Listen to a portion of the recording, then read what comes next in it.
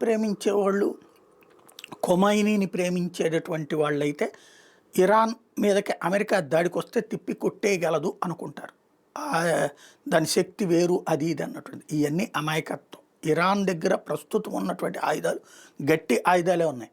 అయితే ఇజ్రాయెల్ని సైతం ఓడించలేదు ఇరాన్. అమెరికానైతే అసలు ఓడించలేదు. ఇరాక్ దగ్గర ఇంతకంటే ఇరాన్ కంటే పవర్ఫుల్ వెపన్సే ఉండేవి. అలాగే ఇప్పుడున్నటువంటి ప్రపంచంలో చూసుకున్నప్పుడు అత్యధిక ఆయుధ సామాగ్రి, రకరకాలైనటువంటి శక్తివంతమైనటువంటి సైన్యం అమెరికా సొంతం. వాళ్ళు దాడులకి దిగితే కనుక తట్టుకుంటారు. ఎంతవరకు అంటే ఎన్ని రోజులు ఎక్స్పాండ్ చేయగలం మనం అన్నటువంటి. మనం యుద్ధం ఎన్ని రోజులు ఎక్స్పాండ్ చేసినా అమెరికాకి నష్టమేం లేదు, ఇంకా అమెరికాకి లాభం. పై ఆయుధాల వ్యాపారులు బాగుపడతారు. అట్లాగే అంతర్జాతీయంగా డాలర్ వాల్యూ పెరిగిపోతుంది, బంగారం వాల్యూ పెరిగిపోతే వాళ్ళ దగ్గర బంగారం నిల్వలు ఉన్నాయి. అట్లాగే ప్రపంచంలో బంగారం. కాబట్టి టోటల్గా యుద్ధం జరిగితే లాభపడేది అమెరికా. ఆర్థిక వ్యవహారంలో నష్టపోయేది ఇరాన్.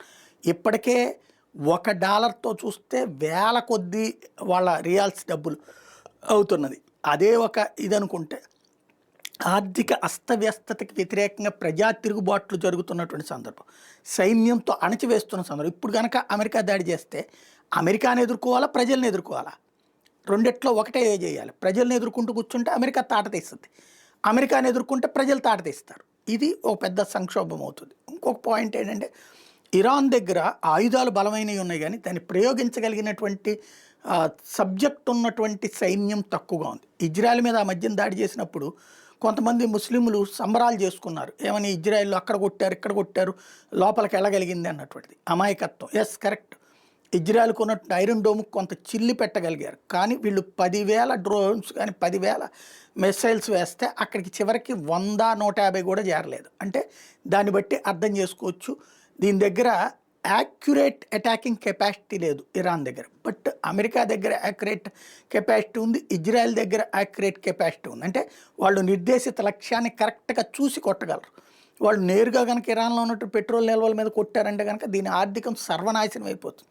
కాబట్టి ఇరాన్ ఏది మేకపోతు గాంభీర్య ప్రకటనలతో మాట్లాడుతూ అమెరికాతో ఒప్పందాలు చేసుకుంటూ సైలెంట్గా ఉండాల్సిందే తప్పించి యుద్ధంలోకి దిగితే లేదా అమెరికా యుద్ధానికి దిగితే మాత్రం పెను ప్రమాదమే ఏర్పడుతుంది.